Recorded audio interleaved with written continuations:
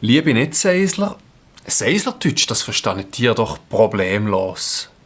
Wasser, Bier, Wein, Degustation, Wurst, Lachen, Künstler, Tag und Nacht, beim Dialekt kein Problem. Also, was soll an dieser Sache schon schwierig sein? Bestellen das Bier und schon seid ihr Josti Seisler. Oder bestellen das Josts und schon seid ihr bierige Seisler. Ja, Jost ist ein regionales Bier hier bei uns. Jost heisst echt oder richtig. Aber jetzt verraten noch etwas, was ihr bei den Seislern punkten.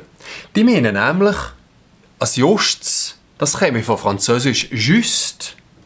Aber das ist gar nicht möglich.